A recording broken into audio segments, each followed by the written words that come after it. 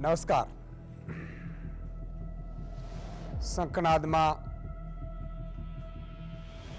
દુઃખદ પ્રસંગે આપનું સ્વાગત છે. હું છું ઈશુદાન ગઢવી.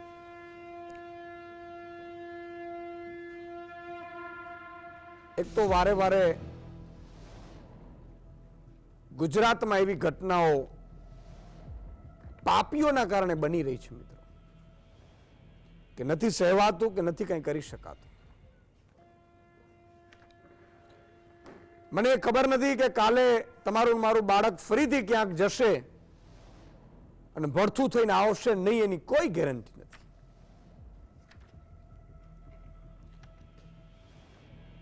આજે મારે એટલું બધું કહેવું છે, ભગવાનને પ્રાર્થના પણ કરવી છે કે શું ધાર્યું છે, આવું ગુજરાત કોણે બનાવ્યું છે કે જ્યાં દિવસ અને રાત વેકેશન કરવા જાઓ, પરિવાર સાથે બહાર નીકળો તો ખબર ન હોય કે ક્યાંક બ્રિજ તૂટશે ને આપણા પરિવાર સાથે પાછા આવશે કે દર વખતે સત્તાધીશો કડક પગલા લેવામાં આવે છે. સીએમએ મુખ્યમંત્રીએ મીટિંગ બોલાવી કડક આદેશ આપી દીધા, સીટની રચના કરી નાખી, સીટ રવાના થઈ ગઈ, સીટ ગાડીઓ લઈને રવાના થઈ ગઈ, સીટ ફોન લઈને રવાના થઈ ગઈ અને સીટ ત્યાં પહોંચી ગઈ. સીટે આખી મીટિંગ બોલાવી લીધી. સીટ રમવાનું બંધ કરો. તમે તમારા જેવાના કારણે આજે ગુજરાતમાં કેટલાય માતા પિતા, આખું ગુજરાત રડે છે સાહેબ. અને આ પ્રસંગે જો કોઈને જો એ હલ્યું ન હોય કાળજું, તો તમે પથ્થરના નથી, તમે ચમચાઓથી વધુ ગુલામ છો.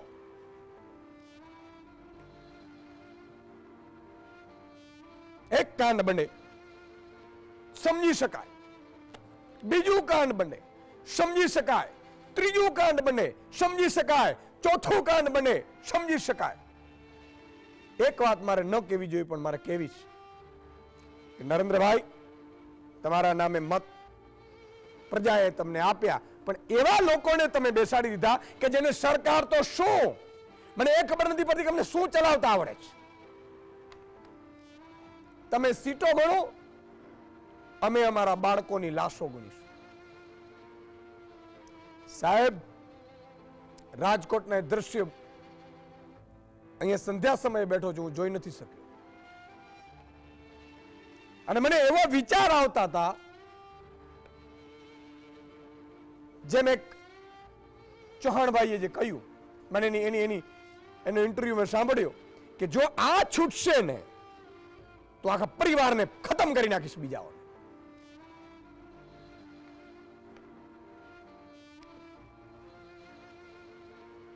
એમનું પીડા જુઓ. એવું કીધું કે મારી પાસે કાંઈ નથી રહ્યું. સાહેબ, પળભરમાં આખી દુનિયાની ખુશી તમે લૂંટાવી દીધી. અને આ માનવ સર્જિત હત્યાકાંડ છે સાહેબ. મને અહીંયા કહેવા દો, માનવ સર્જિત હત્યાકાંડ છે. અને એક નહીં, તમે જે આ સીટ રચના કરીને જે ખેલ ખેલ્યા છે, મને તો સાહેબ કેટલાકના ટ્વીટો મારી સામે વોટ્સઅપમાં આવ્યા ને, કાળજું હલી ગયું. આ બુચસિયાઓ આમાં પ્રજાને જવાબદાર ઠેરવે છે. આનાથી ઘટિયા કોઈ સોચ હોઈ ન શકે સાહેબ. તમે શું ગુજરાતને ધાર્યું છે? તમારા બાપની પેઢી સમજો છો તમે. અને મીટિંગ કરો, અધિકારીઓની બદલી કરો, અધિકારીઓ 5 ને સસ્પેન્ડ કરો એટલે તમારું થઈ જશે. આ ગેમ ઝોન ગુજરાતમાં અંદાજે 2000 જેટલા ચાલુ થઈ ગયા છે. એમાં ઘણા બધાને હજી પરમિશન મળી જ નથી, એનઓસીઓ નથી મળી. તમે વિચાર કરો. નરેન્દ્રભાઈ, તમારા નામે લોકોએ મત આપ્યા અને તમે જે લોકોને બેસાડી દીધા ને, અને જે લોકોએ પાપ કર્યા છે ને, પાપના ભાગીદાર આપણે સૌ થશું. આવી કલ્પના નહોતી કરી. મે 2019 તક્ષશિલા કાંડ સુરત, 22 બાળકો ભૂલકાઓ મૃત્યુ પામ્યા. બધાએ મોજથી બહાર છે. એટલું નહીં, તક્ષશિલા કાંડના જે કાંડ કર્યું એ લોકો બહાર છે અને જેમના એકના એક દીકરા દીકરીઓ બાળકો ભૂલકાઓ ફૂલ જેવા કરમાઈ ગયા. આખી જિંદગી એમની દૂર થઈ ગઈ. એ ઘરમાં પ્રવેશ કરે છે તો એની બાળકનું બાળકીનું દીકરીનો અવાજ સંભળાય છે.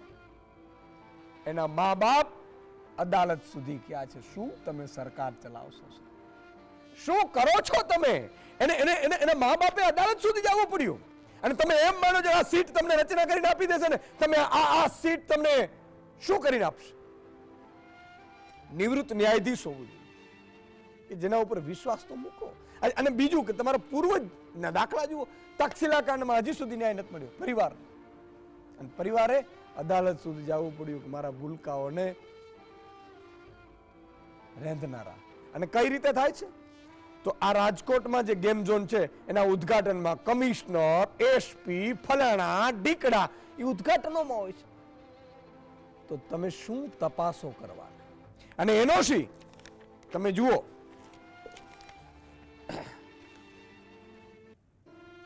રાજકોટ ફાયર ઓફિસરો એવું કહે છે કે અમારી પાસે એનઓસી માંગવામાં નથી આવી, અને પોલીસ એમ કહે છે કે આરએનબી ના તાંત્રિક વિભાગે આપેલા અભિપ્રાય મુજબ પરફોર્મન્સ સર્ટિફિકેટ અપાયું હતું, અને આરએનબી એવું કહે છે કે ના, અમારી પાસે આવો અમે મંગાવ્યો હતો પણ અમે આપ્યો નથી.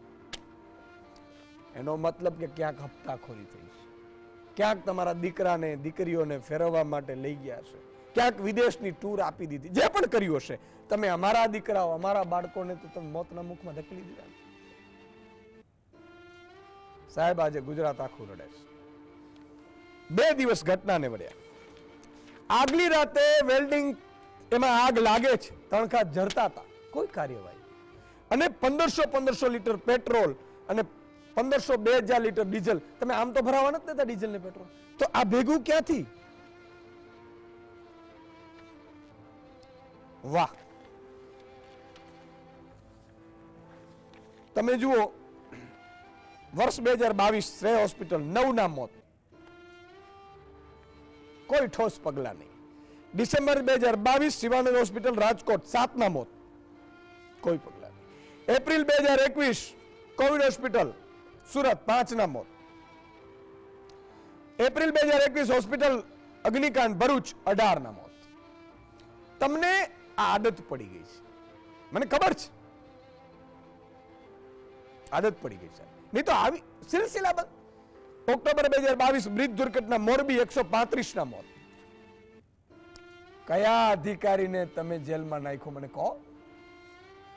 કોન્ટ્રાક્ટરો, સિક્યુરિટી વાળો, ચોથા વર્ગનો પગાર 9000 પગાર લેનારા તમે જેલમાં પકડી અને ઓહો તીર મારો છો. આ એના પરિણામ છે સાહેબ. તમને ઈશ્વર નહીં છોડે. તમે કદાચ સત્તાધારી છો, તમે પ્રજાને મૂર્ખ બનાવી શકો છો, પ્રજા પાસેથી મત મેળવી શકો છો. આજ પ્રજા હજી તમને મત આપશે, પણ તમને ઈશ્વર નહીં છોડે, ક્યારેય નહીં છોડે. આ લખી રાખજો. જાન્યુઆરી 2024 હરણી બોટકાંડ વડોદરા 14 ના મોત, તપાસ બધા જામીન. એપ્રિલ 2024 રાજકોટ 28 ના મોત થયા છે. હજી કેટલાના ડીએનએ નથી મળતા. હજી તમે વિચાર કરો, બળથા થઈ ગયા છે, બફાઈ.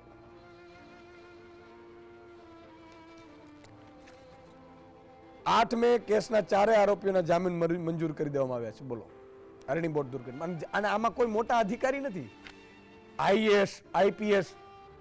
સેના માટે આપણે રાખ્યા છે ને આટલી મોટી ફેસિલિટી. દરેક પોલીસ કમિશનરને બંગલો આપીએ, દરેક પોલીસ કમિશનરને સિક્યુરિટી આપીએ, દરેક પોલીસ કમિશનરને કે મ્યુનિસિપલ કમિશનરને બંગલા, ગાડીઓ, કલેક્ટરને ગાડીઓ.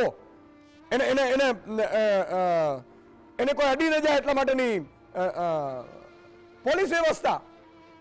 એ શેના માટે આવી? પીપુડી વગાડવા માટે. તમારામાં તાકાત નથી, તમે અધિકારીઓ પાસેથી કામ લઈ શકો. આજે હાઈકોર્ટે કીધું કે અમને તમારા ઉપર વિશ્વાસ નથી. બીજું, કે આ અધિકારીઓની બદલી કરી. FIR માં નામ કેમ નથી, હું એમ કહું છું. એવું છે ને કે અઠવાડિયે 15 દિવસમાં આજ પ્રજા ભૂલી જશે ને આજ પ્રજા તમને પાછી વધાવી લેશે. કરો, એમાં વાંધો નથી. એ જે તમારે કરવું એ કરો. અધિકારીઓ એ ગેમ ઝોનમાં શું કરતા હતા, પેલો સવાલ. બીજો, ભાજપના નેતાઓ ત્યાં ગેમ ઝોનમાં શું કરતા હતા. તમને ફ્રીમાં આપે એટલે તમારે ફોન કરીને ભલામણ કરી દેવાની. કોર્પોરેટર, MLA, MP તમારા શું મોત પર હસવા માટે બેસાડ્યા છે? જુઓ, તમે રાજકોટ કોર્પોરેશન બધા ભાજપના કોર્પોરેટરો, ધારાસભ્યો, સાંસદ સભ્યો, એકાદ બે કદાચ કોર્પોરેટર બીજા હશે 4, બધું તમને આપી દીધું સાહેબ. હવે તો અમને મોતમાંથી તો બચાવો. તમને પેટ્રોલના ભાવ ન ઘટાડ્યા, ડીઝલના ન ઘટાડ્યા, રસ્તા સારા ન આપ્યા, ટોલ વાળા રસ્તા આપ્યા, બધું અમે સહન કરી લીધું. શિક્ષણની સ્કૂલ સારી ન આપી, હોસ્પિટલ સારી ન આપી. અમને જીવવા તો દો. એ મારી નાખવાના. અને દલાલો હજી જનતાને આમાં સરકાર શું કરે, આમાં તંત્ર શું કરે? હા સાહેબ, ઈશ્વરના ઘરે પણ દેર છે, અંધેર નથી, સમજી લેજો આ વસ્તુ. અને આ બધા જો માનો કોર્પોરેટરો ન કરતા હોય તો સુપરસીડ કરો ને. અને શું જરૂર છે આવા લોકોને?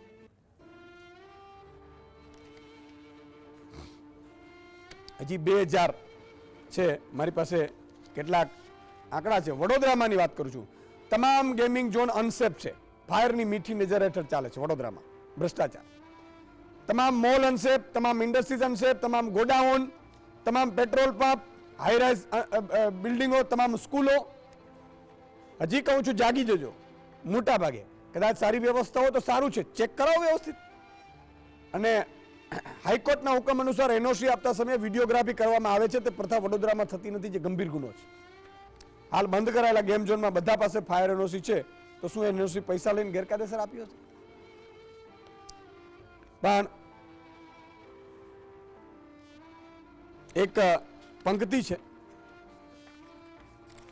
જે પંક્તિ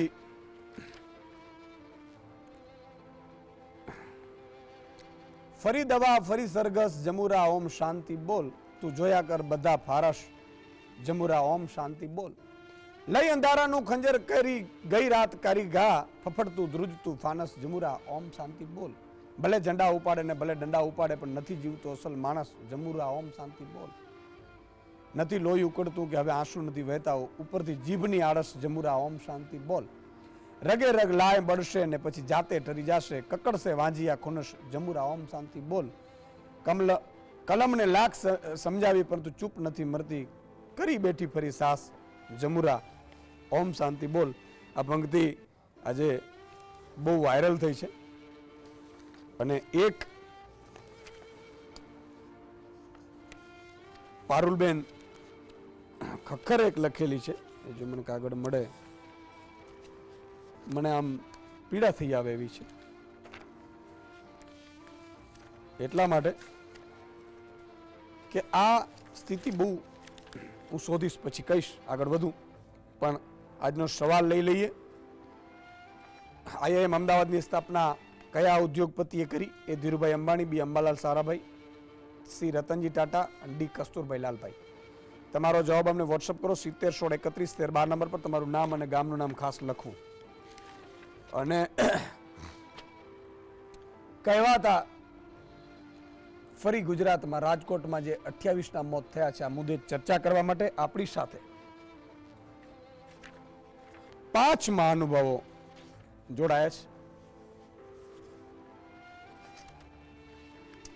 જગદીશભાઈ મહેતા છે, વરિષ્ઠ પત્રકાર રાજકોટથી છે. મિલિંદભાઈ શાહ ફાયર બાબતોના નિષ્ણાત છે.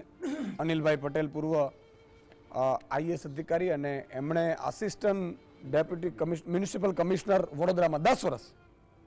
એમણે બધી ખબર છે કે શું થાય. દિનેશભાઈ કેવડિયા તક્ષશિલા કાંડમાં પરિવારજન ગુમાવેલ છે. અને હિતેશભાઈ ગુપ્તા હરણીકાંડના વકીલ છે. શરૂઆત પહેલા જગદીશભાઈ તમારાથી કરીશ. માત્ર રાજકોટ નથી રડતું, આખું ગુજરાત રડે છે. અને રડવું એકાદ વખત બન્યું હોય તો વાંધો નથી, આ ટેવ પડી ગઈ છે અને તમારા દીકરા દીકરીને પણ સાચવીને રાખજો. બહાર નીકળશે ખબર નહીં ક્યારે આ ભ્રષ્ટાચારના બોરિંગમાં આપણે પીડા સહન કરવી પડશે. જી જગદીશભાઈ. ઈશુદાનભાઈ, તમે જે પંક્તિ અત્યારે બોલી પારુલ ખખરની, એ અમે આજે મારા એક આર્ટિકલમાં છાપી છે અને તમે બિલકુલ વાજિબ વાત કરી છે. આખું રાજકોટ અત્યારે ચોધાર આંસુએ તમે જે બોલ્યા કે રડે છે, હું થોડોક એમાં સુધારો કરીશ. લાલ ચોળ આંખોએ આક્રંદ કરી રહ્યું છે ઈશુદાનભાઈ, અને આ આક્રંદની જ્વાળામાં કોઈ પણ બચશે નહીં. ટીઆરપી ની આગમાંથી તો હજી કેટલાક બચી ગયા છે કમસે કમ, પણ જે અને ખાસ કરીને એવા અપરાધીઓ કે જેણે આ બધી જ લાલિયાવાડી ચલાવવા દીધી. પણ ઈશુદાનભાઈ લખી રાખો, રાજકોટ શહેરમાં એક જબરજસ્ત લોક આંદોલન સર્જાઈ રહ્યું છે. કેરળમાં જે રીતે વાવાઝોડાનો વંટોળ અત્યારે ફેલાઈ ગયો છે, એવું રાજકોટમાં આંદોલન શરૂ થઈ રહ્યું છે. આની ભનક આજ બપોરે અમને અમારા બધા જ સૂત્રોએ ફોન કરીને લગાડી દીધી. એણે કીધું કે સાહેબ, હવે આમાં જેટલું કરીએ એટલું. અમે 3 ટર્મથી આ સરકારને અમે સહકાર આપ્યો અને સરકાર બનાવવામાં અમારા મતની આહુતિ આપી દીધી. ત્યારે એ ખબર નથી કે આ મત નહીં, માથાની પણ આહુતિ માગે છે. અને અમે આને બહુ રૂડા સમજતા હતા, પરંતુ આ રૂડી સરકારે અમારી હાલત કફોડી કરી દીધી. આના કરતા તો અમે માનીએ કે સરકાર કે અરાજકતા હોય તો સરકાર ન હોય ને અરાજકતા હોય, અને અમારે મારી પોતાની જાતે જીવવું જ વધુ સારું. મન મેલા અને તન ઉજળા, બગલા કપટી અંગ, અને એથી તો કાગા ભલા, જેના તન મન એક જ રંગ. એટલે આ પ્રકારની ખુન્નસ જે છે આખા રાજકોટમાં સર્જાઈ ગયું છે. શાયદ એની ભનક ગાંધીનગરને પહોંચી ગઈ છે. એટલે સીએમ ભૂપેન્દ્રભાઈ પટેલના આવાસ સ્થાને કહેવાતી હાઈ લેવલની બેઠક મળી અને એમાં અદલા બદલીના ખેલ થયા છે. જુઓ, આને હું ખેલ કહીશ. અત્યારે કેટલુંક મીડિયા જે છે એ ઉરણીને કહેતા કે બહુ મોટો પડઘો પડ્યો, સરકારે બહુ મોટા પગલા લીધા, સરકારને હવે તો ભીષમાં આવી ગઈ લાગે, લોકોનો વિજય થયો, આક્રોશનો વિજય થયો. ના, સરકારે એની ચામડી બચાવવા માટે આ બદલી ખદલીના ખેલ શરૂ કર્યા છે. પિયુષભાઈ, તમને કહું એટલા માટે કે જો બદલી કરવાથી હું આ શર્ટ છે એ કાઢીને કાલ બીજા કલરનો શર્ટ પહેરી લઉં એટલે મારી વૃત્તિ બદલાય ખરી? એ તો મેં વાઘા બદલાવ્યા છે. તો એટલે જ કહું છું, મન મેલા ને તન ઉજળા. આ લોકો તો હવે જ્યાં જશે ત્યાં એના કોઈ પણ કેરિયરમાં ઉપાધિ આવવાની નથી, એના પગાર 5 રૂપિયા ઘટવાનો નથી, એનો ઋતુબો ઘટવાનો નથી. એ તો ન્યા કાળા ધોળા કરશે. રાજકોટમાં ધારાસભ્ય ગોવિંદભાઈ પટેલે એક પત્ર લખ્યો હતો કમિશનરને ઉદ્દેશીને અને સરકારને કે તમારા ક્રાઇમ બ્રાન્ચના અધિકારીઓ અમારા એક પટેલ ઉદ્યોગપતિ પાસેથી પૈસાની ખંડણી વસૂલવાના 8-10 કરોડ રૂપિયા માંગે છે. શું થયું ખબર સાહેબ? એ અધિકારીની બદલી થઈ ખાલી ને ન્યા ટેસડા કરે રાતી રાણ જેવા થઈને. તો બદલી એ કોઈ સજા નથી, એ તો સિફત પૂર્વક બચાવી લેવામાં આવેલી એક સાજિશ છે. આખું રાજકોટને ખબર છે કે જ્યારે 2021 આળે ગાળે ટીઆરપી ઝોનની જ્યારે બાંધકામ શરૂ થયું ત્યારે તમારી જે લોકોએ આંખ આડા કાન કર્યા છે એ લોકોની બદલી નહીં, ડિસમિસ. આખા રાજકોટની માંગણી છે અને ડિસમિસ કરો, એના પટ્ટા ઉતારી લ્યો, એને જેલ ભેગા કરો ને એના પગારમાંથી આ પાપી લોકો જેટલા લોકોએ હરામના હોજરા ભર્યા છે એના પગાર, એના હરામની કમાણી છે એ બધી વસૂલ કરો. જે રીતે ઉત્તર પ્રદેશમાં યોગી આદિત્યનાથ કરી રહ્યા છે કે માફિયાઓની મિલકતો પચાવી પાડીને ગરીબના આવાસો બનાવે છે, એમ ભૂપેન્દ્રભાઈને કહો કે તમે આ રીતે ખેલ પાડો તો તમારું હજી પછીનું પણ રાજપદું જે છે એ કદાચ ટકી જાય તો. બાકી યુસુદાનભાઈ લખી રાખજો, રાજકોટની ગલીએ ગલીમાં એવી પરિસ્થિતિ છે કે 4 જૂને તમે 25 બેઠક ભલે જીતી જાઓ, પણ મજાલ છે તમારી કે ઢોલ નગારા લઈને રાજકોટની બજારમાં તમે સરઘસ કાઢી શકો. કારણ અહીંયા કાણ મંડાણી છે, ઘેરે ઘેરે કાણ મંડાણી છે સાહેબ. 28 છોકરા તો મળતા નથી અને હજી બીજા કેટલાક લોકો તો મિસિંગ છે સાહેબ. અને મિસિંગ હોવાનો અર્થ એ છે કે એ લોકો પણ જીવનમાં જીવતા નથી સાહેબ. સરકાર ઉલ્લુ બનાવે છે, મિસિંગ હોવાનું બાનું કાઢે છે. એના ઘરે ચૂલા સળગા નથી, એને ભોજન નથી લીધું સાહેબ. હજી બેન દીકરીને માતાઓ હોસ્પિટલના ઓઠે ઉભા રહીને કહે છે અમારા છોકરાના કોયલા જેવા પણ તમે કઈક દેહ તો આપો. સાચું ખોટું એક હું તમને કહું, ભાંગું તૂટું એક મકાન આપો અને ધૂળ જેવું ધાન આપો. હાવ જૂઠું શું કામ બોલો? એકાદ હાથી જવાબ તો આપો. આ સ્થિતિનું નિર્માણ થયું છે અત્યારે. ઈશુદાનભાઈ, આખું રાજકોટ રડી પડે છે. અમે માનવતાના નામે અમારા આંખમાંથી આંસુ આવી જાય છે. કોઈ નાટક નથી સાહેબ. પણ મને સમજાતું નથી કે જેને પ્રજાએ આટલો મત આપ્યા છે, ભરી ભરીને સુંડલા, હું અમારા દીકરાને હોમવા માટે આપ્યા છે. તમારા મામા માસીના હોય, મળતિયા હોય, એને આ બધા કાયદા કાનૂનને નીચોડીને સત્યાનાશ કરી અને અમને હોમવા માટે તમે રાખ્યા છો. તમે શું અત્યારે કર્યું? એની કહેવાતી ધરપકડ કરી. FRI માં એકેય હરામ ખાયાનું નામ નથી જે અધિકારીઓ આના દોષિત છે. જેને પકડ્યા છે એ પણ બીજી ત્રીજી સ્તરના લોકો છે. મેઇન લોકો તો હજી એમનેમ છે. અને જેની અત્યારે બદલી થઈ છે એ તો એની ચામડી બચાવી, કારણ કે આ બધા રાજ જાણે છે. આ લોકો જેની બદલી કરી છે એ બધા આના રાજ જાણે છે ઈશુદાનભાઈ. એટલે જો આની ઉપર કાર્યવાહી કરે તો એના ભાંડા ફૂટે એમ છે. તમે લખી રાખો ઈશુદાનભાઈ, મને જે પત્રકાર છું, મારી નાનું એવું છાપું છે, પણ મને જે રાજકોટ ભરમાંથી જેટલા એનો જેને કહેવાય નોન ઓર્ગેનાઇઝેશન સંસ્થાઓ, તો એ બધી લોકોએ મને કીધું છે કે સાહેબ હવે અમે ત્રાસી ગયા છીએ, વિપક્ષ નથી તો એ આધારે બેસી રહેવું જરૂરી નથી. હવે આપણે આપણું ભલું કોઈ કરશે એવું ક્યાં સુધી માનીશું? એટલે જનતા સ્વયં વિપક્ષની ભૂમિકામાં નજીકના ભવિષ્યમાં આવી રહી છે. જો સરકાર આ કેસમાં ખાસ કરીને TRP કાંડમાં હજી તમને કહું બરતરફ જેવા પગલા નહીં ભરે, અને જેણે આ ખાડા કાંડ કર્યા છે, માર્ગ મકાન ખાતાના વ્યક્તિ છે, TP શાખાના છે અને ફાયર બ્રિગેડના છે, એને જ્યાં સુધી બરતરફ કરવામાં નહીં આવે, એના પટ્ટા ઉતારી લેવામાં નહીં આવે, એને જેલ ભેગા કરવામાં નહીં આવે. ઈશુદાનભાઈ, રાજકોટમાં TRP ની આગ ભલે ફરી ગઈ હોય, રાજકોટમાં જેના જનેતાના કાળજાના કટકા જે છે એ હોમાઈ ગયા છે, એના કોઠા કોઈ ઠરે એમ નથી. અને આ સરકારની મજાલ નથી કે અહીંયા આવું મુજરા પણ કોઈ પ્રકારે કરી શકે, જશ્ન મનાવી શકે. આટલી હદે કરુણતા છવાઈ ગઈ છે. આટલી નિષ્ઠુરતા પૂર્વકનું તંત્ર મેં ક્યાંય જોયું નથી. બિલકુલ જગદીશભાઈ, તમારી પીડા જેમ પારુલબેનની હમણાં મેં પંક્તિ કીધી એ પીડા દેખાઈ આવે છે. પણ એટલું ચોક્કસ છે મેં કીધું એમ કે બધા મરી જવાના છીએ, આપણે બધા મરી જવાના છીએ. હું તો એ લોકોને કહું છું હાથ જોડીને કે સત્તાનો કે સત્તા સંપત્તિ સૌંદર્ય કોઈનું કાયમી નથી રહ્યું, પણ ઈશ્વરના દરબારમાં જાશું તો શું કહેશું. પણ અલ્ટિમેટલી અધિકારીઓને ખરેખર એના વિરુદ્ધ ફરિયાદ FIR માં નામ હોવું જોઈતું હતું, ધરપકડ કરાવી, બરતરફ કરી. એ તો બરતરફ તો સેકન્ડ નંબરે છે, પહેલા એના ઉપર હત્યાનો ગુનો દાખલ થવો જોઈએ. આપણી સાથે અનિલભાઈ પટેલ છે, તમે આસિસ્ટન્ટ કમિશનર રહી ચૂક્યા છો. NOC ની કઈ રીતે સિસ્ટમ હોય, શું આ થઈ રહ્યું છે એમાં કઈ ભૂલ જ નહીં હોય? કે બધા હપ્તાખોરી હશે, કે પછી નેતાઓના ફોન જતા હશે, કે પછી નેતાઓના જ પોતે સગા સંબંધીઓ આવું ચાલુ કરતા હશે? કારણ કે મેં સાંભળ્યું છે કે 2-3 કરોડ રૂપિયાનું રોકાણ કરો, ગેમ ઝોન શરૂ કરો અને પછી 1 વર્ષમાં 2-3 કરોડ કમાઈ લે. કોઈ પણ જગ્યા પડી હોય એ ફેબ્રિકેશન કે બધું ઊભું કરી અને મસ્ત રીતે તૈયાર કરી લો. આ તો કોઈ પણ કરી શકે. પણ તમે કોઈ પાર્ટીના નેતા હોય એટલે ગાડી ચાલી જાય અને પછી મોત થાય એટલે થોડા દિવસ આમ કરી અને પછી આવું હશે. શું આખી ઘટના છે? પ્રથમ તો આ કરુણ ઘટના માટે દુઃખની લાગણી વ્યક્ત કરું છું.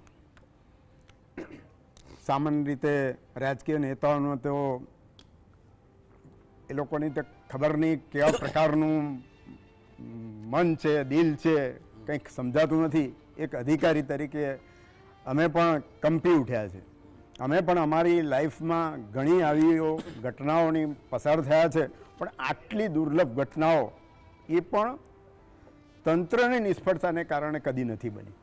હા, આકસ્મિક ઘટનાઓ અમે ઘણી જોઈ છે, પરંતુ જે તંત્રના નિષ્ફળતાને કારણે જે બની છે એવી ઘટનાઓ આ કદાચ જો હોય તો આ છેલ્લા કેટલાય વર્ષોમાં ખૂબ જ બની ચૂકી છે. પ્રથમ તો હું એ કહીશ કે આ જે ગેમ ઝોન છે એ ગેમ ઝોનની જે NOCની પ્રક્રિયા છે એ બહુ સિસ્ટમેટિક પ્રક્રિયા છે. અને બોમ્બે મ્યુનિસિપલ એક્ટમાં એની એટલી સરળ અને સરસ જોગવાઈ કરવામાં આવી છે અને એને માટે મ્યુનિસિપલ કમિશનર સક્ષમ અધિકારી છે અને મ્યુનિસિપલ કમિશનર જે તે ઝોનના એટલે જે તે કોર્પોરેશનના આસિસ્ટન્ટ મ્યુનિસિપલ કમિશનર કે ડેપ્યુટી કમિશનરને એના પાવર ડેલિગેટ કર્યા હોય છે એ એના અધ્યક્ષ હોય છે પણ એના તાબા હેઠળ town planning officer, sanitary inspector અને ફાયર ચીફ ઓફિસર આ ત્રણની એક કમિટી હોય છે અને એના ઉપરી આ કમિશનરની દેખરેખ હેઠળ આ એનઓસીની પ્રક્રિયા કરવામાં આવે છે. એટલે ચીફ ઓફિસર એકલો પણ આ એનઓસી આપી શકતો નથી. આ ઘણી જગ્યાએ આપણે પૂછ્યું કે ભાઈ ફાયરની એનઓસી લીધી છે, પણ ફાયર ઓફિસર, ચીફ ઓફિસર એ અલગ આપી શકતો નથી. એણે પણ ટાઉન પ્લાનિંગ ઓફિસર, માની લો કે એ સ્ટ્રક્ચર બન્યું છે કે સક્ષમ બન્યું છે કે નહીં, ટાઉન પ્લાનિંગ ઓફિસરે જ્યારે એને વપરાશ માટેની મંજૂરી ન આપી હોય ત્યાં સુધી ફાયરનો ચીફ ઓફિસર વિઝિટ કરવાનો કે એણે એની એનઓસી આપવા માટે આગળની કાર્યવાહી કરવાનો પ્રશ્ન જ નથી રહેતો. એટલે જે પ્લાન બનાવવામાં આવ્યો છે, પ્લાનમાં શું શું જોગવાઈ છે, એ પ્લાનમાં કેટલા ફાયરના એ મૂકવાના થાય છે, એ પણ ચીફ ઓફિસર સ્થળ તપાસ કરીને, અને ગઈકાલે પણ એક ડિબેટમાં ચીફ ઓફિસર હતા એમણે કહ્યું હતું કે અમે તો હવે વિડીયોગ્રાફી બી કરીએ છીએ ને ફોટોગ્રાફી બી કરીએ છીએ, જે કોઈ અમે આ પ્રક્રિયા કરીએ છીએ એની આ પણ કરવામાં આવે છે. પરંતુ આ તો રાજકોટમાં 20 અત્યારે ગેમ ઝોન ચાલી રહ્યા છે, એમાંથી કેટલાને એનઓસી અપાય છે નથી અપાય એ તો ભગવાન જાણે, પરંતુ આ પ્રક્રિયામાંથી એ લોકો પસાર થયા છે કે કેમ એ પણ કોઈને ખબર નથી.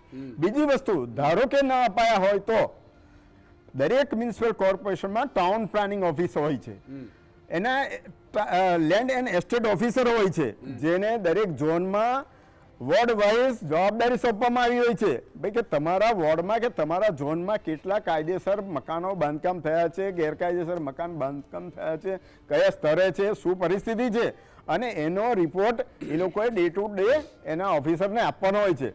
અને એના આધારે ધારો કે જ્યાં આવી ગેરકાયદેસર મિલકત ઊભી થઈ ગઈ હોય કે આવા ઝોન ઊભા થઈ ગયા હોય તો એ કમિશનર સુધી એના રિપોર્ટિંગ થતું હોય છે. એના દર 3 બીજું, આ એનઓસી આપી દીધા પછી કંઈ 1 વર્ષમાં આપી દો તો બીજા વર્ષે પાછી રિન્યુ કરાવવાની હોય છે, અને રિન્યુમાં પણ આ તમામ અધિકારીઓ પાછા ચેકિંગમાં જતા હોય છે. જ્યારે અહીંયા તો એક જવાબદાર પોલીસ કમિશનરે પ્રેસ કોન્ફરન્સમાં એવું કહે છે કે અમે એને એનઓસી આપી છે. એને પૂછવામાં આવ્યું કે કયા આધારે આપવામાં આવી છે, તો એમણે એવું કહ્યું કે ફાયરના અમને બિલો રજૂ કરવામાં આવ્યા છે. કોણે? એજન્સીએ રજૂ કરવામાં આવે. ચીફ ઓફિસર ફાયર નહીં, ફાયરના મિલકત જેની છે, જેનું ગેમ ઝોન છે, એ લોકોએ બિલો રજૂ કર્યા છે. ફાયર, અને પછી કહેવામાં આવ્યું તો ફાયરનું ચીફ ઓફિસરની મંજૂરીનું શું, તો કે એ પ્રક્રિયા ચાલુ છે. આજે ફરી એક સ્ટેટમેન્ટ આવ્યું ટીવીમાં, અને ચીફ ઓફિસરે જાહેરમાં એવું કહ્યું કે અમારે ત્યાં આ પ્રકારની કોઈ પણ અરજી આવી નથી. હવે આ બંને અધિકારીઓમાં સાચા કોણ? બંને સક્ષમ અધિકારીઓ છે, બંને ઉચ્ચ અધિકારીઓ છે, બંને જવાબદાર અધિકારીઓ છે.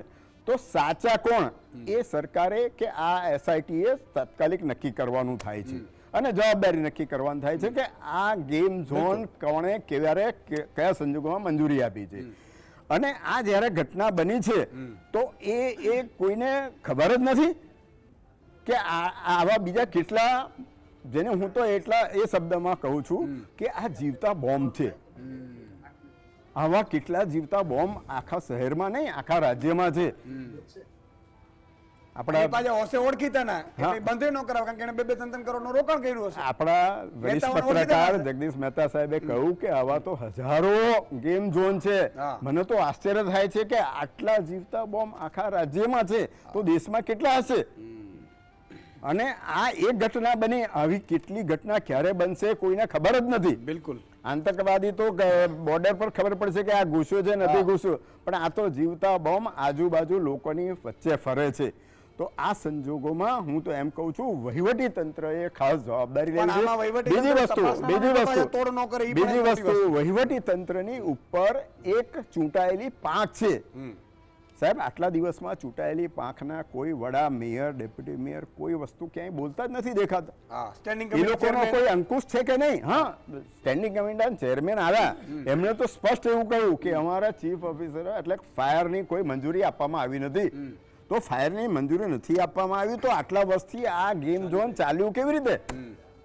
બહુ જ મને તો આશ્ચર્ય થાય છે કે વહીવટી તંત્ર તો સંપૂર્ણ નિષ્ફળ છે, પરંતુ જે ચૂંટાયેલી પાંખ છે એ પણ પોતે કાર્યક્ષમ નથી. એટલે હું હંમેશા અગાઉના ડિબેટમાં પણ કહેતા આવ્યો છું કે જે પદાધિકારીઓ હોય, જે ચૂંટાયેલા પાંખ હોય, એ ભણેલા ગણેલા હોવા જોઈએ, અનુભવી હોવા જોઈએ, જાણકાર હોવા જોઈએ, કે જેને તમે મત આપીને ચૂંટીને મોકલો, કે જે આપણા બાળકોના, આપણા જીવને સાચવી શકે. ઓકે, ઠીક છે. આ તો મતના બદલામાં મોત આ લોકોને, બાળકોને મળ્યું છે. કંપારી છૂટી જાય એવા પ્રસંગો બન્યા છે. મારા આટલા ઇતિહાસમાં આટલા ભયંકર મેં પ્રસંગો જોયા નથી. અમે જોયા છે, અકસ્માતો જોયા છે, નો ડાઉટ. આસિસ્ટન્ટ કમિશનર તરીકે ઘણા હોનારતો બી જોયા છે, મકાન તૂટી પડતા એ જોયા છે. સાહેબ, એક મકાન જ્યારે જર્જરિત થતું હોય નગરપાલિકાના હાથમાં, તો એનો મહિનામાં એનો ઇન્સ્પેક્ટર રિપોર્ટ કરતો હોય છે ને એને અમે નોટિસ આપતા હોય છે કે ભાઈ આ તારું મકાન જર્જરિત છે, તું મોતને નીચે બેઠો છે, તારે ઉતારી લેવાની જરૂર છે. પણ આ તો આવડા મોટા મોતના બોમ્બ, એટલે આ બધી અફવાઓથી અથવા લાગવગશાહીથી જ આખી ગેમ છે. એક નાનકડા વિરામ બાદ આવીએ છીએ, ક્યાંય જતા નહીં મિત્રો, આવીએ છીએ પાછા.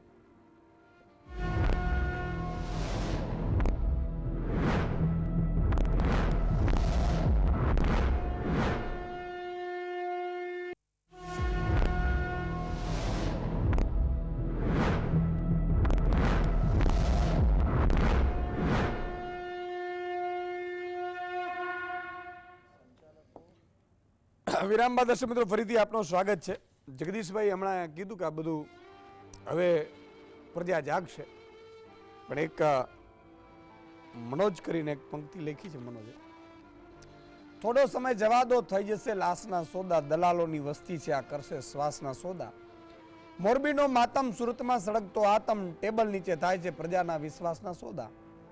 હરણીમાં ડૂબ્યા ભૂલકા, રાજકોટમાં સળગે અંધકારનો રખેવાળ કરી રહ્યો ઉજાસના સોદા. આ લોકતંત્રની ખુરશીના પાયા માંગે છે રક્ત, તડપાવી મારશે, કરશે તમારી પ્યાસના સોદા.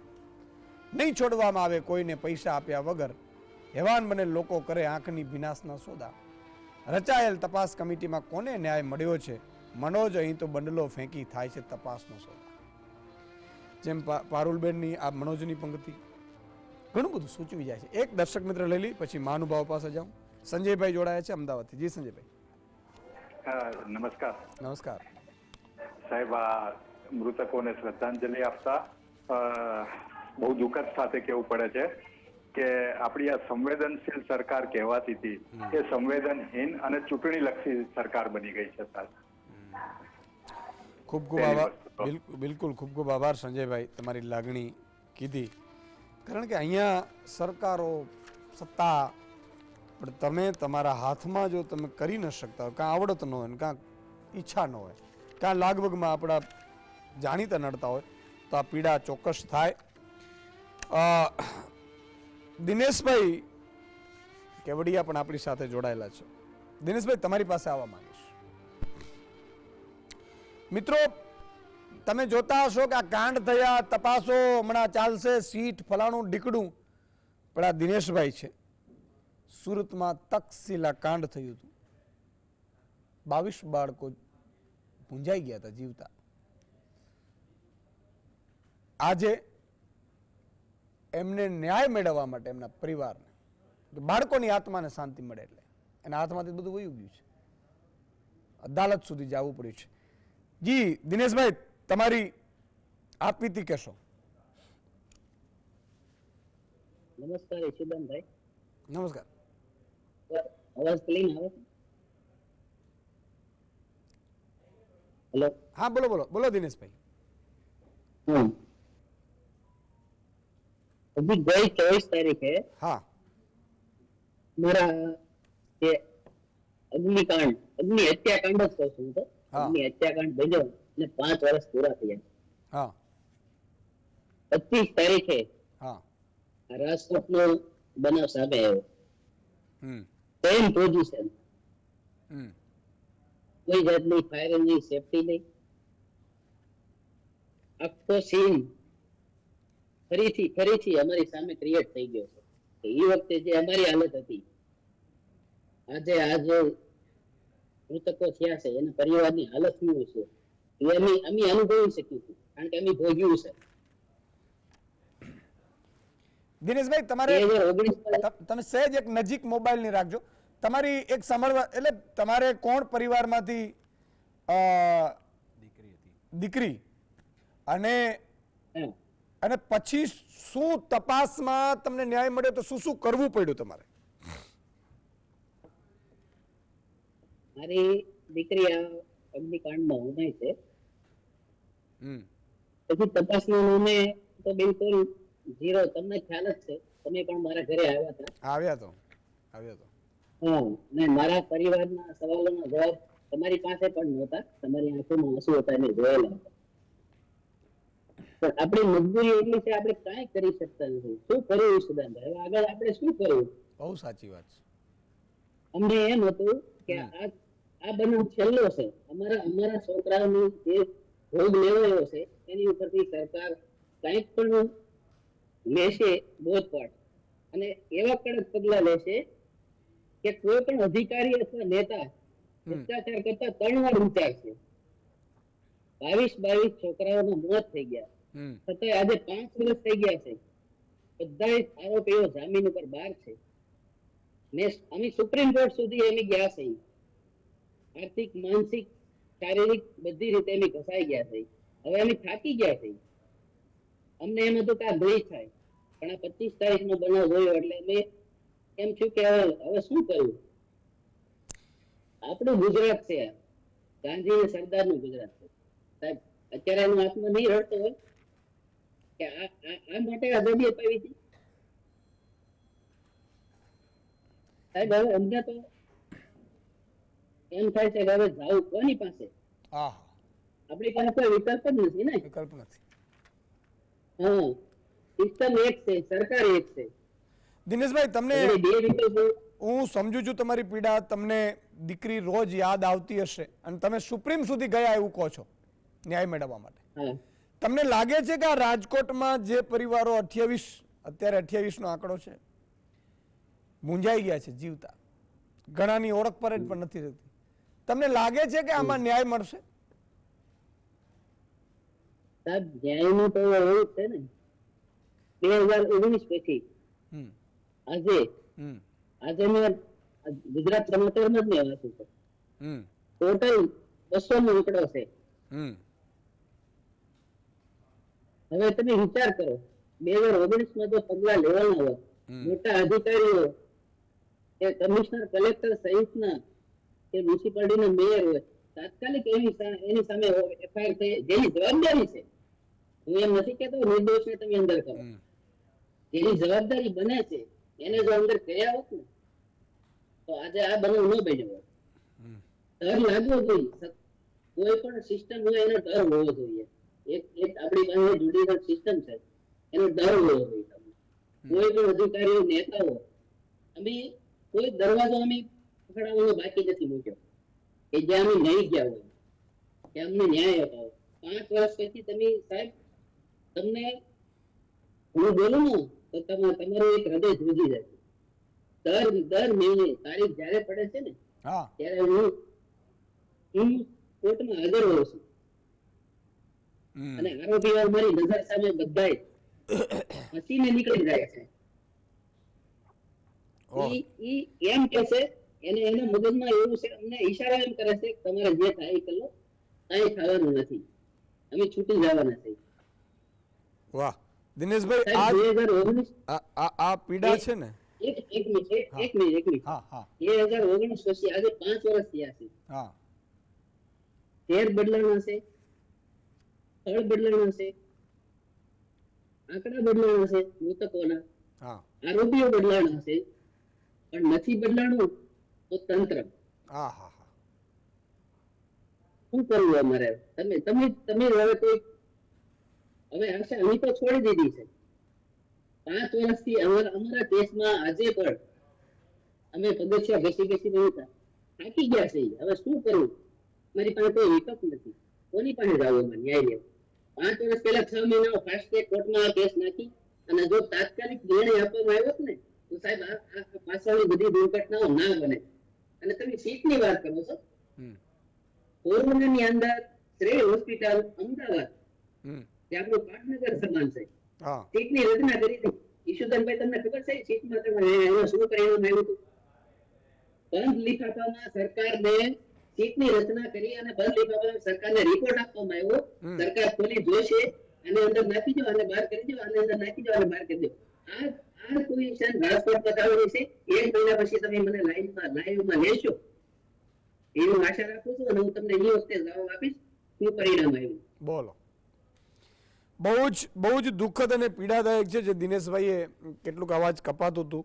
પણ મિત્રો, 5 વર્ષ થયા, દર તારીખ ભરે ન્યાય માંગવા જવું પડે, બધા છૂટી ગયા અને સામે જુએ કે તમારાથી કાંઈ થવાનું નથી. એવી જ રીતે હરણીકાંડથી તમે વિચાર કરો, હિતેશભાઈ ગુપ્તા છે, હરણીકાંડમાં વડોદરામાં થયું જાન્યુઆરીમાં, વકીલ છે. જી હિતેશભાઈ. સુદાનભાઈ, ખરેખર ખૂબ જ હૃદયદ્રાવક ઘટના, અને એકના પછી બીજું, બીજા પછી ત્રીજું, જાણે આ ઘટનાઓ બંધ થવાનું નામ જ નથી લેતી. અને હું આમાં બહુ સીધી ને સ્પષ્ટ વાત કરું તો ભ્રષ્ટાચાર જ એકમાત્ર જવાબદાર છે આ તમામ કાંડની પાછળ. પછી એ સુરતની ઘટના હોય કે મોરબીની ઘટના હોય, વડોદરાનું બોટકાંડ હોય કે આજે રાજકોટની વાત. કાયદામાં બહુ જ સ્પષ્ટ એક વાત છે કે કોઈ કૃત્ય કરવું એ ગુનો છે, અને પોતાની ફરજ ન નિભાવી એટલે ઓમિશન એ પણ ગુનો છે.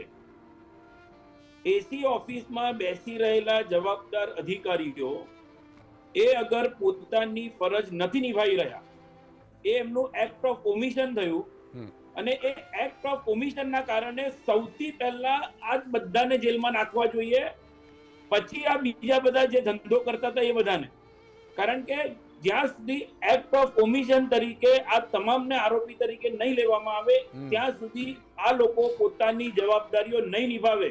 કાયદાનો સૌથી મોટો ડર એ આ લોકોને હોવો જોઈએ કે જે લોકો સરકારી કચેરીઓમાં આપણા તમારા મારા લોકોના પૈસે, ટેક્સના પૈસે એમનો પગાર ચૂકવાઈ રહ્યો છે લાખો રૂપિયાનો. સાહેબ, આજે આ ઘટના થયા પછી આખા ગુજરાતમાં ઠેર ઠેર બધી જગ્યાએ ગેમ ઝોનો બંધ કરાવવા પડ્યા છે. હમણાં જ એક મેસેજ આવ્યો છે, એક હોસ્પિટલો બી બંધ કરાવવાની ચાલુ કરી છે. કારણ એ કે ફાયર સેફટીના નોર્મ્સને નેવે મૂકવામાં આવ્યા છે. એનો મતલબ રાજકોટમાં જે કંઈ બન્યું, આ પ્રકારની પરિસ્થિતિ તમામ શહેરોમાં છે. આ તો એક જગ્યાએ ઘટના ઘટી એટલે હવે તંત્ર જાગ્યું, અને હવે એમને એવું લાગે છે કે કાલે ઉઠીને આપણી ઉપર કોઈ બીજી આક્ષેપ ના આવે, કોઈ તવાઈ ના આવે, એટલા માટે કામ કરવું છે. એટલે એમને કામ કરવા માટે લોકોના ભોગ લીધા ત્યારે પોતાની ફરજ બજાવી રહ્યા છે. ઈસુદાનભાઈ, સૌથી મોટી રમત જે રમાય છે ને એ છે ગૃહમંત્રી શ્રીએ 18મી જાન્યુઆરી 2024 ના રોજ જ્યારે હરણી બોટકાંડ થયું હતું, ત્યારે મુખ્યમંત્રી શ્રી અને ગૃહમંત્રી શ્રી આવેલા, વડોદરા વાસીઓને આશ્વસ્ત કર્યા હતા, વિક્ટીમના પરિવારને આશ્વસ્ત કર્યા હતા કે ઊંડાણપૂર્વક તપાસ થશે અને કોઈને પણ છોડવામાં નહીં આવે.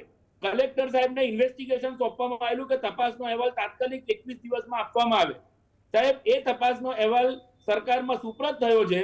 તેમ છતાં પણ મ્યુનિસિપલ કમિશનર એમને આરોપી તરીકે નતો દેખાયો. મ્યુનિસિપલ કમિશનરની કોઈ જવાબદારી નથી આવી. અને એના પછી થયું શું કે નામદાર ગુજરાત હાઈકોર્ટની તલવાર જ્યારે ઉગામી અને કાયદાની આ તલવાર જ્યારે પડી, ત્યારે ડોક્યુમેન્ટ ઉપરથી દેખાતું હતું દેખીતી રીતે કે આમાં ખોટું થયું છે, ભ્રષ્ટાચાર થયેલું છે અને મ્યુનિસિપલ કમિશનર જવાબદાર છે. અને નામદાર ગુજરાત હાઈકોર્ટે ઇન્કવાયરીનો આદેશ કરવો પડ્યો. એનો મતલબ કમિટીના રિપોર્ટના નામે એમને જે રિપોર્ટ કલેક્ટરે બનાવીને સરકારમાં સુપ્રત કર્યો, એ રિપોર્ટ તદ્દન ખોટો હતો. એ રિપોર્ટની અંદર કોઈકને બચાવવાની પ્રક્રિયા, સરકારી તંત્રમાંથી એક જણને ફરિયાદી બનાવી દો અને પછી કોઈ ચોક્કસ વ્યક્તિઓને ટાર્ગેટ કરો. મોટી માછલીઓ જે એસી ઓફિસમાં બેસી રહે છે, જેમની જવાબદારી બને છે નિયમિત રીતે ઇન્સ્પેક્શન કરવું. આજે 2021 થી લઈને 2024 આવી ગઈ. એ જ રીતે હરણીમાં એવું થયું કે 2019 થી ચાલે છે અને અત્યાર સુધી કશું જ નહીં. સાહેબ અમે ડોક્યુમેન્ટ જોયા છે, સરકારી ઓફિસના નગરપાલિકાના ડોક્યુમેન્ટ જોયા છે, દેખીતી રીતે ભ્રષ્ટાચાર દેખાઈ રહ્યો છે. દેખીતી રીતે ખબર પડે છે કે કોઈ એક ચોક્કસ વ્યક્તિઓને કોન્ટ્રાક્ટ આપવા માટે જ આખું તંત્ર જેમ કે લાગી પડ્યું હતું, આખી સરકારી મશીનરી લાગી પડી હતી. અને ઈશુદાનભાઈ, આ કોઈ પણ ભ્રષ્ટાચાર કહીએ ને તો આ ભ્રષ્ટાચાર પાછળ ખાલી શાસક પક્ષ નહીં, વિરોધ પક્ષ બી એટલો જ જવાબદાર હોય છે, કારણ કે વિરોધ પક્ષ આ ભ્રષ્ટાચાર મૂંગા મોઢે જોવે છે. હરણી બોટકાંડમાં પણ વિરોધ પક્ષ શાંત રહ્યું હતું. હરણી બોટકાંડનો જે કોન્ટ્રાક્ટ પાસ કરવામાં આવ્યો એ સર્વાનુમતે બધા જ ભેગા થઈને કોન્ટ્રાક્ટો પાસ કરે છે. પીપીપી યોજનાના નામે આ ગુજરાતમાં જેટલા પણ પ્રોજેક્ટો પાસ કરવામાં આવ્યા છે એની અગર જો ઊંડાણપૂર્વક તપાસ કરવામાં આવે તો આ સરકાર કોઈની પાસે મત માંગવા જઈ નહીં શકે એવી પરિસ્થિતિ છે. આ જે પ્રકારની આપણે જીવન જીવી રહ્યા છે, આજે જયારે આ બાળકો જે વડોદરામાં જે 12 બાળકો ગુજરી ગયા, સાહેબ મેં પોસ્ટમોર્ટમ રિપોર્ટમાં આ લોકોના પોસ્ટમોર્ટમની બોડીઝ જોઈ છે. નાના નાના ભૂલકાઓ, શું વાંક હતો એમનો? આજે આપણે જે જોઈ રહ્યા છે કે મનુષ્ય, આ ફોટોઝ આવી રહ્યા છે કે મનુષ્યના આપણા જ બાળકો, આપણા જેવા જ વ્યક્તિઓ, અને એમના કોલસા થઈ ગયા છે શરીરના સળગીને. ગઈકાલે આજે કેટલી ધ્રુજારી દેવી એવી બાબત, અને તંત્ર જાણે કશું જ નથી ફરક પડતો, કોઈ લેસન નથી લેતા આ લોકો. આજે સુરતની ઘટના પછી શું થયું? પાછું બધું ભૂલાઈ ગયું. એના પછી મોરબી થાય છે, મોરબી થયા પછી પણ તંત્ર શું કર્યું? ભૂલાઈ ગયું. અને ત્યાર પછી વડોદરા, આજે રાજકોટ. એટલે આપણે બધા જે જીવન જીવી રહ્યા છે એ એક જ પરિસ્થિતિ છે, ખાલી અને ખાલી સિસ્ટમ કે કોઈકનો ડર હવે યા કોઈકનો પર ભરોસો કરાયો છે. તો દરેક મેટરમાં નામદાર હાઈકોર્ટમાં શું મોટો થશે, અને નામદાર હાઈકોર્ટ જ્યારે કઈ કહેશે ત્યારે લોકો હલશે. હિતેશભાઈ, એક વાત તમે જે કીધી, મને ખબર છે મોરબી કાંડ થયું, એટલે મોરબીમાં જ્યારે બ્રિજ તૂટ્યો ત્યારે હું સીએમ, મારી પછી 10 મિનિટ પછી સીએમ અને ગૃહમંત્રી આવ્યા, અમે મળ્યા જતા વખતે મેં અપીલ પણ કરી હતી. તમે જુઓ, હરણીકાંડમાં તમે કીધું ગૃહમંત્રી સીએમ જ્યાં ગયા, રાજકોટમાં સીએમ અને આ ગયા ગૃહમંત્રી. અરે તમે, તમારા હાથમાં સત્તા છે સાહેબ, તમે એક ઝાટકે કમિશનર, કલેક્ટરને અથવા તો સીપીને એફઆઈઆરમાં દાખલ કરો, ધરપકડ કરો, કોણ રોકે તમને? અને એક વાર કરી બતાવો, જામનગરનો કમિશનર ઉભો થઈ જશે, જુનાગઢનો કમિશનર ઉભો થઈ જશે, સુરતનો કમિશનર ઉભો થઈ જશે. કાલે મારે આમાં જવું પડશે સાહેબ. કામગીરી આમ થાય, 2-4 આઈએસ આઈપીએસ ને અંદર જવા પડે, તમારે મોકલવા પડે, એ કોઈ કરી નહીં શકે. અને તમે વાત કરો છો દરેક વખતે અદાલત તમને શું મોટો કરે, અદાલત તમને ઠપકો આપે, વિશ્વાસ નથી, પણ પછી શું? પણ તમે, મારે ના કહેવું જોઈએ એક વાત, ભાજપને એક કડા આવડી ગઈ છે મત કેમ મેળવવા, તેમને સેલ્યુટ છે. આ પ્રજા દરેક વખતે જીવનભર કલ્પાંત કર્યા સિવાય કોઈ વિકલ્પ નથી. જ્યારે જ્યારે આવી દુર્ઘટના સર્જાય ત્યારે થોડા દિવસ ચર્ચા થશે, પછી બધું ભૂલાઈ જશે. નવી દુર્ઘટના બીજા કોઈ શહેરમાં બનશે ત્યારે પણ આવું જ થશે. હકીકત એ છે કે આપણે આવી વધુ એક દુર્ઘટનાની માત્ર રાહ જોવાની છે. સુરતનો તક્ષશિલા કાંડ હોય, વડોદરાનો હરણી બોટ કાંડ હોય, મોરબીનો ઝુલતા બ્રિજનો કાંડ હોય, અમદાવાદના કાંકરિયામાં રાઈટ તૂટવાનો કેસ હોય, અમદાવાદની શ્રેય હોસ્પિટલની આગ હોય કે ભરૂચની હોસ્પિટલની આગ હોય, થોડા દિવસ તપાસના નામે તરકટ ચાલશે, કડક તપાસના ભજન ગવાશે, છેલ્લે નાની માછલીઓ જાળમાં ફસાશે અને મોટા મગર છૂટી જશે. એક જ રાગ આલાપવામાં આવશે કે અમે કોઈને છોડીશું નહીં, ચમરબંધીને છોડીશું નહીં, અમે આનો તાત્કાલિક રિપોર્ટ કરાવીશું, અમે સીટ બનાવીશું, અમે ફાસ્ટ ટ્રેક કોર્ટમાં કેસ ચલાવીશું. આ બધી માત્ર ને માત્ર વાતો છે. એકના એક અધિકારીઓ બધી તપાસ કમિટીમાં હોય છે, છેલ્લે બધું લીપણ કરી તંત્રને બચાવી લેવાય છે. રાજકોટના જે ગેમ ઝોનમાં મોતનું તાંડવ ખેલાયું છે, જેની પાસે ફાયર એનઓસી જ ન હતી, જેને એનઓસી લેવાની તસ્દી પણ ન લીધી, ત્યાં અધિકારીઓ શુભેચ્છા મુલાકાત લેતા હોય અને આરોપીઓ સાથે ઊભા રહી ફોટા પડાવતા હોય, પછી તે અધિકારીઓ જ તપાસ કમિટીમાં હોય તો તેમની પાસે શું ન્યાયની અપેક્ષા રાખી શકાય? રાજકોટના collector, SP, municipal commissioner, zone 1 ના ડીસીપી ગેમ ઝોનમાં ફોટા પડાવતા હોય, પછી તે જ અધિકારીઓ શું આને રોકશે? આખી સિસ્ટમ ભ્રષ્ટ વહીવટી તંત્ર, નેતાઓની સાંઠગાંઠથી ચાલી રહી છે. વજુભાઈ વાળાએ જાહેરમાં કહ્યું છે કોઈની મીઠી નજર વગર તો આ શક્ય જ નથી. અહીં તો જે લોકો સત્તામાં હોય તેમની જ મીઠી નજર હોઈ શકે. રાજકોટ પોલીસે નોંધેલી ફરિયાદમાં કોઈ પણ સરકારી અધિકારી, સરકારી વિભાગનું નામ સુદ્ધા નથી. કેમ સરકારી ઉચ્ચ અધિકારીઓ સામે એફઆઈઆર નથી નોંધાઈ? જનતા જાણવા માંગે છે કે તપાસના નામે તમાશો કરવાનું કારણ શું છે? એક બાજુ પોલીસ કહે છે કે ફાયર એનઓસી લેવાઈ ગઈ, બીજી બાજુ ફાયર વિભાગ કહે છે કે ગેમ ઝોનના સંચાલકો એ ક્યારેય એનઓસીની અરજી જ કરી નથી. હવે આવા બધા નાટકો શરૂ થયા છે. રાજકોટમાં ભ્રષ્ટ સરકારી વિભાગોમાં જનતાના ટેક્સમાંથી લાખો રૂપિયાનો પગાર લેતા અને એસીમાં બેસીને હપ્તારાજ ચલાવતા ભ્રષ્ટ બાબુઓને બચાવી લેવા માટે પોલીસે આકાશ પાતાળ એક કરી નાખ્યું એવું લાગે છે. કેમ કે કમિશનર ખુદ કહી રહ્યા છે કે પોલીસે જ પરવાનગી આપી હતી. તો હવે પોલીસ સામે પોલીસ ખુદ ફરિયાદ કેવી રીતે નોંધે? અને હવે કમિશનરની બદલી કરાવી દેવાય છે એટલે લીતાપોતી થઈ જાય. ભ્રષ્ટ બાબુઓને બચાવવાનો આવો જ ખેલ વડોદરાના હરણી બોટકાંડમાં થયો હતો. વડોદરા બોટકાંડમાં પણ પોલીસે તંત્ર સામે એફઆઈઆર નોંધી નથી, જે બાદ હાઈકોર્ટમાં મામલો પહોંચ્યો અને આખરે પોલીસે પોતાનું નાક કપાવીને જવાબદાર અધિકારીઓ સામે ફરિયાદ નોંધી. મંજૂરી આપનાર પણ પોલીસ જ છે, તપાસ કરનાર પણ પોલીસ જ છે. તો સ્વાભાવિક છે કે અત્યારે જે રાજકોટમાં તપાસ થઈ રહી છે તે માત્ર દેખાડો બની રહી છે. હવે ગુજરાતની જનતા ખુદ જ વિચારે કે મૃતકોના પરિવારજનોને કેવી રીતે ન્યાય મળશે. જે લોકો ખુદ જવાબદાર છે તેમની સામે ફરિયાદ જ નથી નોંધાઈ તો તેઓ કોર્ટમાં શા માટે જાય અને તેમની કઈ અદાલત સજા આપશે? આજે સુઓ મોટોની સુનાવણીમાં હાઈકોર્ટે યોગ્ય ટિપ્પણી કરી કે અમને સરકાર પર ભરોસો નથી. હાઈકોર્ટનું શું? આવી ઘટનાઓથી જનતાનો જ ભરોસો ઉઠી ગયો. રાજકોટ અગ્નિકાંડમાં જેણે પોતાના પરિવાર ગુમાવ્યા તેમણે ચીમકી આપી છે કે જો સજા આપેલા આરોપીઓ જામીન મુક્ત થશે તો હું બધાને મારી નાખીશ. એનો રોષ છે. પણ આરોપીઓ ક્યાં? મોટા અધિકારીઓને બદલી કરાવી દેવા, સસ્પેન્ડ કરી દેવામાં આવ્યા છે. જો હપ્તા લઈને તમે સસ્પેન્ડ થઈ શકતા હો તો બીજું આવી જ રીતે ત્યાં જામનગરમાં થશે. આ બાબત દર્શાવે છે કે લોકોનો ગુસ્સો કેટલી હદે પહોંચી ગયો છે. કોર્ટમાં સુનાવણી દરમિયાન સરકારે પોતે જ સ્વીકાર્યું છે કે એમ્યુઝમેન્ટ પાર્ક અને ગેમ ઝોન જેવી વસ્તુઓ માટે કોઈ નિયમો નથી. હરણી બોટકાંડ વખતે પણ સરકારે આવું જ કહ્યું હતું, તેમાં કોઈ નિયમો નથી. આવી પ્રવૃત્તિઓના અત્યારે આખા ગુજરાતમાં રાફડો ફાટ્યો છે. ખુલ્લી આંખે સત્તાધીશો અને અધિકારીઓ જોઈ શકે છે, બધા અધિકારીઓ પણ સમયે સમયે ત્યાં હાજર હોય છે. ત્યારે કેટલી શરમની વાત એ છે કે આ બધા માટે કોઈ નિયમ જ નથી. આપણે એક બેડરૂમનું મકાન બનાવીએ ત્યાં 100 પ્રક્રિયાઓમાંથી પસાર થવું પડે છે, પણ ગેમ ઝોન બનાવવું હોય, મનોરંજક પ્રવૃત્તિઓ માટે જગ્યા ઊભી કરવી હોય, એમ્યુઝમેન્ટ પાર્ક બનાવવા હોય તો તમને કોઈ નિયમો લાગુ પડતા નથી અથવા તો રામ ભરોસે ચાલી શકે છે. આખી ઘટનામાં મિલિંદભાઈ ફાયર બાબતોના જાણકાર છો, શું કહેશો?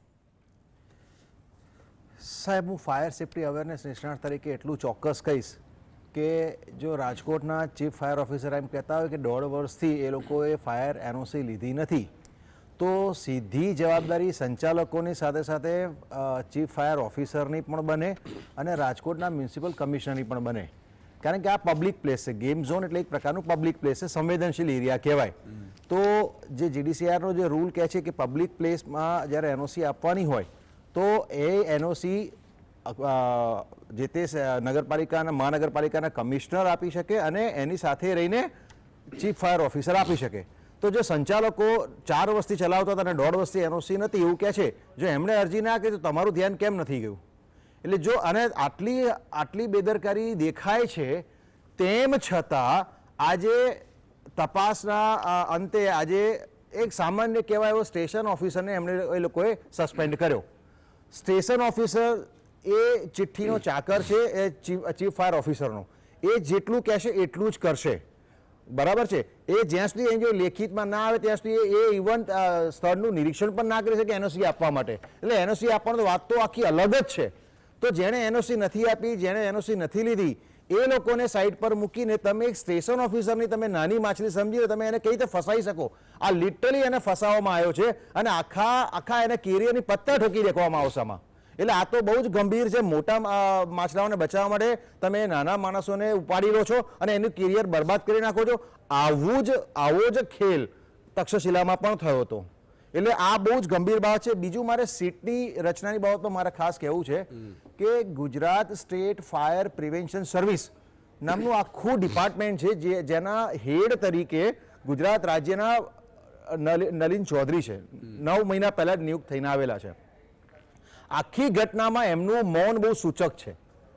એમની કોઈ પણ જગ્યાએ ટિપ્પણી નથી આખી ઘટના માટે. એકચ્યુઅલી એ પ્રિવેન્શન માટે એમનો રોલ છે, મેઇન અવેરનેસ અને પ્રિવેન્શન માટે એમનો મોટો રોલ છે. એ એમની ક્યાંય ટિપ્પણી આખી ઘટનામાં આવી નથી. એમનો સૌથી મોટો રોલ બને, સૌથી મોટો જવાબદાર પહેલા એ બને. આ ઘટનાને રોકવાની જવાબદારી સૌથી પહેલા એમની હતી. અચ્છા, એ પણ હોદ્દાની રૂએ પણ સિનિયર કહેવાય, ભલે કાર્યક્ષમતાની સાથે સિનિયર ના કહેવાય, પણ એ જે ડેકોરમ ઓફ ધી જે ડેઝિગ્નેશન છે એ મુજબ તો એ સીટની રચનામાં એ હોવા જોઈએ. એની જગ્યાએ અચ્છા એ હોવા જોઈએ, અથવા તો ગુજરાત સરકાર જોડે એમના ફાયર એડવાઇઝર છે તો એ પણ સીટમાં નથી, એ પણ સિનિયર મોસ્ટ છે, એ પણ રાજકોટમાં ચીફ ફાયર ઓફિસર રહી ચૂક્યા છે 10 વર્ષથી વધારે સમય માટે, to the best of my knowledge. તો આ વ્યક્તિઓને તમે ઓમિટ કરીને તમે એવી વ્યક્તિને સીટમાં મૂકો છો, તમને જાણીને આશ્ચર્ય થશે કે એ વ્યક્તિ પાછો ગુનાહિત ઇતિહાસ ધરાવે છે, એની સામે ભૂતકાળમાં FIR થયેલી છે. સરકાર અત્યારે પણ હા, અમદાવાદના હંગામી ધોરણે રહેલા chief fire officer Jayesh Khadiya, નામ સાથે કહું છું, કદાચ એ મારી સામે ડિફેમેશન પણ કરશે તો કરશે, બરાબર. એ જે એમને તમે સીટમાં મૂકો છો, જેમની સામે સરકારની AMC નો વિજિલન્સ ડિપાર્ટમેન્ટ તપાસ ચલાવી રહ્યું છે, તો એવી વ્યક્તિ સીટમાં એને શું તપાસ કરશે? અને તપાસ કરશે તો સરકારના ઇન્ફ્લુઅન્સમાં કરશે, અને એ તપાસનો અહેવાલ બનાવશે. અહેવાલની વિશ્વસનીયતા કેટલી? શું સરકાર આવા અધિકારીઓને, જે સિટિંગ અધિકારીઓ છે, એકચ્યુઅલી એમણે તમે આગળ જેમ કહ્યું એમ કોઈ નિવૃત્ત જજને મૂકવા જોઈએ, કોઈ નિવૃત્ત અધિકારીને મૂકવા જોઈએ, એની જગ્યાએ એમણે આ સિટિંગ અધિકારીને મૂક્યા છે, અને એવા પણ અધિકારીને મૂક્યા જેની સામે સરકાર પોતે તપાસ કરી રહી છે. આનાથી મોટું આશ્ચર્ય તો કઈ હોઈ શકે? હવે મને તો એમ થાય છે કે આવું બધું જોઈને હું જેને માનું છું મારા રાજકીય આદર્શ કે મારા જીવનના આદર્શ, સ્વર્ગસ્થ અટલ બિહારી વાજપેયી, એ સ્વર્ગમાંથી ઉપર બેઠા બેઠા એવું કહેતા હશે દરેક આ લોકોને, ભાજપના લોકોને, કે તમે રાજધર્મ નિભાવો. એકવાર મોદી સાહેબને કીધું હતું, હવે આ લોકોને કહેશે તમે રાજધર્મ નિભાવો, તમે શું કરવા બેઠા છો? આ તમે લોકો અત્યારે એક નવી વ્યાખ્યા આપી છે, જેમ આપણા અનિલ પટેલ સાહેબે આતંકવાદની વાત કરી. હું આજે નવી વાત કહેવા માંગુ, તમે બધા ભેગા થઈને આર્થિક આતંકવાદ ઉભો કરી રહ્યા છો, અને જેના પરિણામ સ્વરૂપે, જેના ફળ સ્વરૂપ આ બધી ઘટનાઓ બની રહી છે. પબ્લિક PPP મોડેલ નામે તમે રાજકારણીઓ, તમે સંચાલકો, તમે બધા ભેગા થઈને તમે આ બધા કાંડ કરી રહ્યા છો. 30 સેકન્ડમાં એ કહી દો કે આ બીજે ફર્નિચરમાં ઘણા જે વાપરે છે, એ કયું આગ લાગતું હોય વધારે? સાહેબ, આ ફોર્મ શીટ ત્યાં વપરાય છે, ત્યાં ટાયરો હતા, તક્ષશિલામાંથી બોર્ડ નથી લીધો, ત્યાં પણ ટાયરોના કારણે આગ ભભૂકી ઉઠી હતી. ફોર્મ શીટ હતા, ત્યાં આગળ પેટ્રોલ હતું, ત્યાં ડીઝલ હતું, દુનિયાભરનું કમ્બસ્ટેબલ મટીરિયલ ટેકનિકલ લેંગ્વેજમાં જોવા જઈએ તો ત્યાં એકઠું કરેલું. ઘણા લોકો ફૂલ ફર્નિશ કરાવે છે, એને શું ન કરવું જોઈએ એ કહી દો. બિલકુલ સિન્થેટિક મટીરિયલ જરા પણ વાપરવું ના જોઈએ. નોન સિન્થેટિક, જે નેચરલ મટીરિયલ એ જ વાપરો છે. સિન્થેટિક મટીરિયલમાં સખત પ્રકારના કેમિકલ્સ હોય છે, જે તમને આગ જો એક સ્પાર્કનો ચણકો જર્યો સાહેબ, એમાં 3 મિનિટમાં આખું કેપ્ચર થઈ ગયું પ્રિમાઇસિસ. બિલકુલ. સમયનો અભાવ છે એટલે દિનેશભાઈ, અનિલભાઈ, મિલિંદભાઈ, જગદીશભાઈ અને હિતેશભાઈ તમામનો ખૂબ ખૂબ આભાર. કારણ કે સ્વાભાવિક છે કે આપણે જે ચર્ચા કરી એમાં પીડાદાયક તો હતી જ. સવાલનો જવાબ લઈ લો. અમદાવાદ IIMની સ્થાપના કયા ઉદ્યોગપતિએ કરી? જવાબ છે કસ્તુરભાઈ લાલભાઈ. સાચો જવાબ આપનાર છે નીતાબેન વ્યાસ, ઉમરેઠ આણંદ, પૂજાબેન ગઢવી પોરબંદર, અશ્વિનભાઈ પટેલ સુરત, અજીત કુમાર કુરિયા રાજકોટ અને કિશોર સુરતી અમદાવાદ. મિત્રો, ફરીથી એક પંક્તિ જે મનોજભાઈની અહીંયા વાંચવાનું મન થાય. થોડો સમય જવા દો, થઈ જશે લાશના સોદા, દલાલોની વસ્તી છે આ કરશે શ્વાસના સોદા. મોરબીનો માતમ, સુરતમાં સળગતો આતમ, ટેબલ નીચે થાય છે પ્રજાના વિશ્વાસના સોદા. હરણીમાં ડૂબ્યા ભૂલકા, રાજકોટમાં સળગે અંધકારનો રખેવાળ કરી રહ્યો ઉજાસના સોદા. આ લોકતંત્રની ખુરશીના પાયા માંગે છે રક્ત, તડપાવી મારશે, કરશે તમારી પ્યાસના સોદા. નહીં છોડવામાં આવે કોઈને પૈસા આપ્યા વગર, હેવાન બનેલ લોકો કરે આંખની વિનાશના સોદા. રચાયેલ તપાસ કમિટીમાં કોને ન્યાય મળ્યો છે? મનોજ અહીં બંડલો ફેંકી થાય છે તપાસના સોદા. આજે બસ આટલું જ, પણ એક વાત જતા જતા કહીશ મિત્રો, ભગવાન તમામ મૃતકોને આત્માને શ્રદ્ધાંજલિ પાઠવે. અમે માફી માંગીએ છીએ. હું એટલા માટે કે જે તંત્રને, જે સરકારોને અમે બેસાડી, ભૂલકાનો કઈ વાંક નહોતો. એ તો રમવા ગયા હતા, વેકેશન ગાળવા ગયા હતા. પણ એક ભ્રષ્ટ નામનો તંત્ર જે પોતાના ચંદ રૂપિયાની લાયમાં, હપ્તાખોરીમાં તમને આ જિંદગીમાં જીવવાનો અધિકાર છીનવી લીધો, એ બદલ અમે માફી માંગીએ છીએ. ઈશ્વરને પ્રાર્થના કરી કે આવી ઘટના બીજી વાર ન થાય. પણ જે રીતે અત્યારે સરકાર કરી રહી છે, મારે મુખ્યમંત્રીશ્રીને હાથ જોડીને વિનંતી કરવી છે કે આપણે પરિવાર છે, માતાજી કે દાદા ભગવાનની સામે બેઠા હો અગરબત્તી લઈને,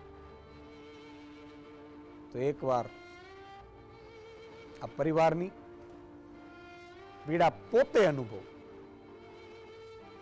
બીજા જ દિવસે તમે IAS IPS ને જેલમાં નાખી દેશો. ભાજપના નેતાઓ જે જવાબદારો છે, જે હપ્તા લેતા હશે, જેલમાં નાખી દેશો. આટલું કરી બતાવો. અહીંયા તો તમને કોઈ સારું કે ન કહે, મારો ઈશ્વર જરૂર રાજી થશે. જય હિન્દ. જય